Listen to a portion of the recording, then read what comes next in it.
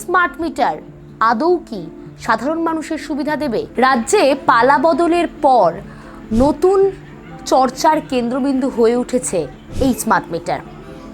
সম্প্রতি সরকারি আধিকারিকদের বাড়িতে বাড়িতে, সরকারি অফিসগুলোতে তো আগে ছিলই, তাছাড়া সরকারি আধিকারিক বা সরকারি কর্মীদের বাড়িতে বাড়িতে এই স্মার্ট মিটার বাধ্যতামূলকভাবে লাগানোর ঘোষণা করেছে রাজ্য সরকার। আর সেই নিয়েই কিন্তু একেবারে বিতর্ক শুরু হয়েছে রাজ্য জুড়ে। অর্থাৎ এই যে ডিজিটাল সাধারণ মিটার এতদিন ধরে মানুষ ব্যবহার করে এসছে, সেই মিটার আর এই স্মার্ট মিটারের মধ্যে পার্থক্য কী, সেই নিয়ে কিন্তু ধোঁয়াশাও রয়েছে সাধারণ মানুষের মনে। কিন্তু এই স্মার্ট মিটার আসলে কী কী অসুবিধা বা কী সুবিধা এই স্মার্ট মিটারের মাধ্যমে সাধারণ মানুষ পাবেন এই রাজ্যে? সম্প্রতি কেন্দ্রীয় বিদ্যুৎ মন্ত্রী মনোহর লাল খাট্টার এসেছিলেন কলকাতায় এবং এখান থেকে তিনি ঘোষণা করে দিয়ে গিয়েছেন कि लोगों के घरों में स्मार्ट मीटर्स ये लगना शुरू हो जाए तो स्मार्ट मीटर्स को लगने की प्रक्रिया ये जुलाई से शुरू हो जाएगी और बहुत जल्दी लगभग 2 करोड़ मीटर्स के लगने की बात है। तो स्मार्ट मीटर सब जगह लगेंगे। सेकंड फेज में उन स्मार्ट मीटर्स को प्रीपेड स्मार्ट मीटर्स ये फेजेज में किया जाएगा। पहले फेज में जितने गवर्नमेंट ऑफिसेज हैं, गवर्नमेंट एम्प्लॉइज हैं, गवर्नमेंट कॉलोनीज हैं, उन सब यानी मीटर्स को प्रीपेड व्यवस्था में दिया जाएगा ताकि बिजली खर्च करने से पहले पैसा जमा कराएंगे।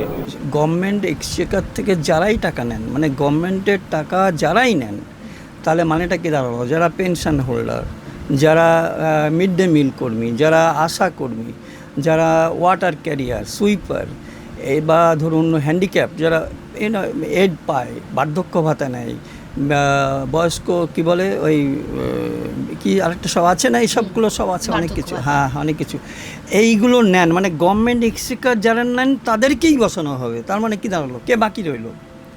পশ্চিমবাংলার কে বাকি রইল? এখন রাস্তার ভিখারি ছাড়া, যার কোনো কার্ড নেই, কোনো ডকুমেন্ট নেই, সে ছাড়া কে বাকি রইল? সকলেই তো আছেন এর মধ্যে। তাহলে এটা ঘুরিয়ে বলার কেন দরকার হলো তার? হাই, আমি একটা বই পোকা। ছোটবেলা থেকেই মা বলতো পরীক্ষার আগে বইগুলো গুলে খেতে হবে। তো ব্যাপারটা আমি একটু বেশি সিরিয়াসলি নিয়ে ফেলেছিলাম। খুঁটিয়ে পড়তে গিয়ে বই খুঁটে খেয়ে ফেললাম। তাও ক্লাস 11-এর 2টো সেমিস্টারে একটাও কমন পেলাম না।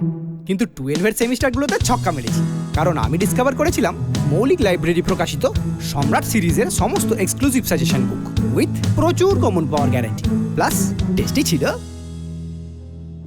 রাজনৈতিক বৈষম্যের একটি চিত্র ফুটে উঠছে সেখানে। শুভেন্দু অধিকারী নিজে যখন বিরোধী দলনেতা ছিলেন এই গত সরকারের আমলে, তিনি নিজে এই স্মার্ট মিটার বসানোর বিরোধিতা করেছিলেন। এরা সাধারণ মধ্যবিত্ত, নিম্নবিত্ত, নির্দিষ্ট রোজগারের ভিত্তিতে যে পরিবারগুলো চলে, এদেরকে শেষ করার জন্য স্মার্ট মিটার জোর করে লাগাচ্ছে। জনগণকে বলছি যে এই যে আইন আছে, এই ইলেকট্রিসিটি অ্যাক্টে এটা অপশনাল, এটা ম্যান্ডেটরি নয়। স্মার্ট মিটার আপনারা যদি মনে করেন লাগাতে দেবেন, ইয়েস। যিনি মনে করছেন লাগাতে দেবেন না, ঘাড় ধাক্কা মেরে বাড়ি থেকে এই এজেন্সিকে বের করে দেবেন। সেই শুভেন্দু অধিকারী ক্ষমতায় আসার পরেই, অর্থাৎ বিজেপি ক্ষমতায় আসার পরেই স্মার্ট মিটার লাগানোর একেবারে কাজ শুরু করার ঘোষণা করে দিয়েছে। হঠাৎ এই বৈষম্য কেন? কেন্দ্রীয় সরকারের রিভ্যাম্পড ডিস্ট্রিবিউশন সেক্টর স্কিমের মাধ্যমে এই স্মার্ট মিটার, অর্থাৎ এই প্রিপেড স্মার্ট মিটার বসানো হবে বাড়িতে বাড়িতে। এবার এই স্কিমে কি বলা হয়েছে? এই স্কিমে বলা হয়েছে যে সাধারণ মানুষ সর্বসময় নিজের ইচ্ছায়, অর্থাৎ যেটা আবারও বলছি, স্কিম এবং সম্পূর্ণভাবে যে আইন, তার মধ্যে পার্থক্য। অর্থাৎ ধরুন আজকে রাজ্য সরকার কোনো একটি স্কিম চালু করলো, সেই স্কিমে আপনি নিজের ইচ্ছা মতো নিজের নাম এনরোল করতে পারেন। সেটা হতে পারে যে কোনো ধরনের কন্যাশ্রী হতে পারে, যেটা গত সরকারের আমলেই চালু হয়েছিল, আমরা দেখেছিলাম, বা এরকম বিভিন্ন ধরনের স্কিম। সেটা বাধ্যতামূলক হতে পারে না, কিন্তু এই স্কিম সম্পূর্ণভাবে বাধ্যতামূলকভাবে সাধারণ মানুষের বাড়িতে বাড়িতে বসানোর কথা বলছে এই স্মার্ট মিটারকে। কিন্তু কোনো স্কিম কি বাধ্যতামূলকভাবে কোনো দিন মানুষের বাড়িতে কোনো জিনিস বা কোনো অধিকার বা তাদের নিজস্ব অধিকার ছিনিয়ে নিয়ে কিছু চাপিয়ে দিতে পারে? এই প্রশ্ন কিন্তু তুলছেন সাধারণ মানুষ। সরকারি কর্মচারী আধা সরকারিদের গায়ের জোরে বসাবার জন্য মানুষ বুঝেছে যে স্মার্ট মিটারের বিল কি হতে পারে তা নিয়ে মানুষ কিন্তু পশ্চিমবঙ্গের বিভিন্ন জেলায় তিতিবিরক্ত, যার জন্য স্মার্ট মিটারটাকে বলছে এখন পোস্টপেড। আসল উদ্দেশ্য হচ্ছে এটাকে প্রিপেডে নিয়ে চলে যাবে, আর এটা যদি একবার বসে মানুষের দুর্ভোগে শেষ থাকবে না। তার সঙ্গে কেন্দ্রীয় মন্ত্রী একেবারে ঘোষণা করে দিয়েছেন যে এই স্মার্ট মিটার বসালে আগামী 91 মাসে প্রতিটি মাসে 100 টাকা করে মানুষদের, সাধারণ মানুষদের, সাধারণ গ্রাহকদের দিতে হবে। তো পোস্টপেডেই যদি থাকে স্মার্ট মিটার, তাহলে কি সমস্যার সৃষ্টি করলো? ডিজিটাল যে মিটারটা এখন আছে সেটা পোস্টপেডেই তো আছে, এটাও তো পোস্টপেডে আছে। বরং ডিজিটাল মিটারের লাইফ হচ্ছে 20 থেকে 25 বছর। আমরা ডোমেস্টিক কনজিউমাররা প্রতি মাসে 10 টাকা ভাড়া দিই, আর উনি বলছেন এই স্মার্ট মিটার বসাতে হবে মাসে 100 টাকা ভাড়া লাগবে। কেন আমরা বসাবো? কেন? কিসের জন্য? কে কোন পশ্চিমবাংলার মানুষ আছে এই শর্তে বসাতে চাই? দ্বিতীয় দিকগুলো আলোচনা করতে গেলে তো অনেক স্মার্ট মিটারের ভয়ঙ্কর দিকগুলো, এত কোটি কোটি টাকা খরচ করে ডিজিটাল মিটার কেনা হলো, সেটা বসানো হলো কেন না? ডিজিটাল মিটারটা one type of smart meter.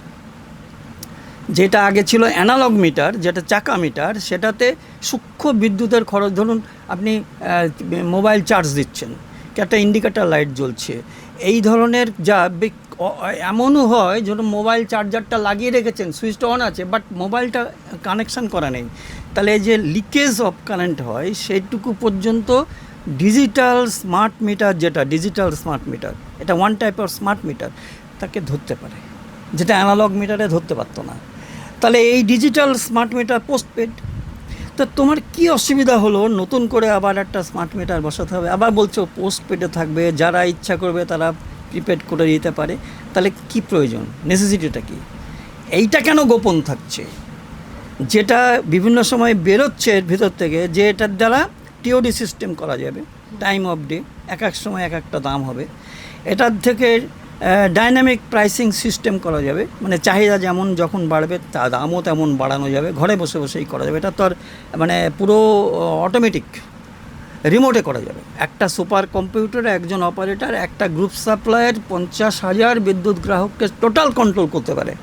তার নতুন কানেকশন দেওয়া, লাইন কাটা, বিল করা, কখন কত লোড নিচ্ছে, সমস্ত কিছু নখদর্পণে ডাটা ট্রান্সমিশন সিস্টেমের মাধ্যমে যে কোম্পানির আমি বিদ্যুৎ নেব তার সার্ভারে চলে যাচ্ছে। তাহলে এই যে সবটা চলে যাচ্ছে আমার এটার সঙ্গে, আবার যেহেতু এটার সঙ্গে আবার মোবাইল লিঙ্ক, মোবাইলের সঙ্গে আধার লিঙ্ক, একটা বিদ্যুতের কানেকশান নিতে গেলে আপনার জীবনের সমস্ত কিছু ওই বেসরকারি একটা কোম্পানির হাতে চলে গেল, তার সার্ভারে চলে গেল।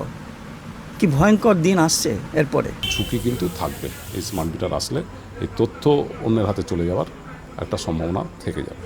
প্রশ্ন থাকছে এখানেও, যে স্মার্ট মিটার নিয়ে বারংবার বলা হচ্ছে যে এই স্মার্ট মিটারের মাধ্যমে সবথেকে বড় সুবিধা যে আপনি দৈনিক কত বিদ্যুৎ খরচ করছেন তার হিসেব পাবেন, সেখানে প্রতি মাসে 100 টাকা করে দেওয়া কি শুধুমাত্র এই মিটারের পক্ষে সম্ভব? এবং এখন যে ডিজিটাল, সাধারণ ক্ষেত্রে ডিজিটাল যে স্মার্ট মিটার ব্যবহার করা হয়, সেই ডিজিটাল মিটারের মাসিক ভাড়া মাত্র 10 টাকা, এবং সেই 10 টাকা ভাড়া দিয়েই কিন্তু একটি গৃহস্থ বাড়িতে বা যে কোনো জায়গায়, যে কোনো অফিসে এই মিটার প্রায় 20 থেকে 25 বছর তার আয়ু।